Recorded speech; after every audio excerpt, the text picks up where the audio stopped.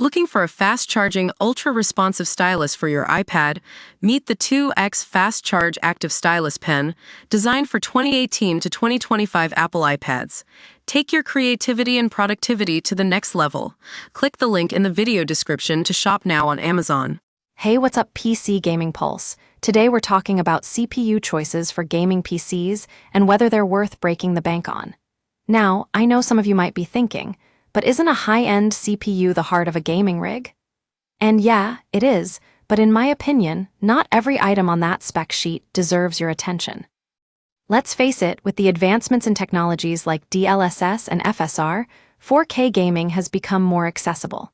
So, if you're only targeting 1080p or lower, a high-end CPU just might not be worth the investment. I mean, think about it, most esports titles are still CPU-bound, but at higher resolutions, your GPU is going to do all the heavy lifting. Now, when it comes to core count, there's been a shift in perspective. With Ryzen 5 CPUs being so competitive for gaming, and Intel's Arrow Lake not quite living up to expectations, I'd say you don't need an 8-core CPU for most of your games.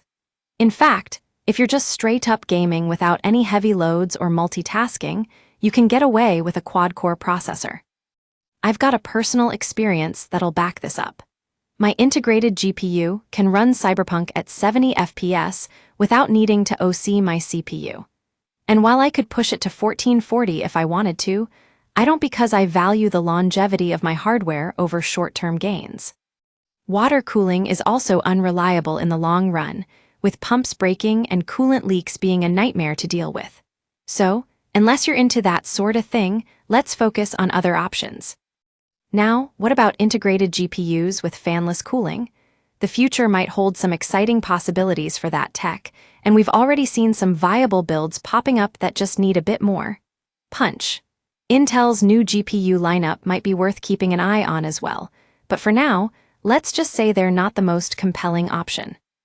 So, if you're like me and don't want to break the bank on a CPU that's barely faster than one from a different line, then you can't go wrong with AMD. I mean, they used to be all about getting more cores for less money, but now it seems like they're charging top dollar for something that feels overpriced. In any case, my take is that if you're just gaming without the need for extreme multitasking or heavy loads, then you can get away with a quad-core processor. Trust me when I say, $500 on a CPU won't give you 80% of an i9's multi-core goodness unless you've got a massive GPU to back it up. That's my 2 cents, PC Gaming Pulse. What do you guys think? Should we be splurging on high-end CPUs, or can we get away with something more affordable? Let me know in the comments below.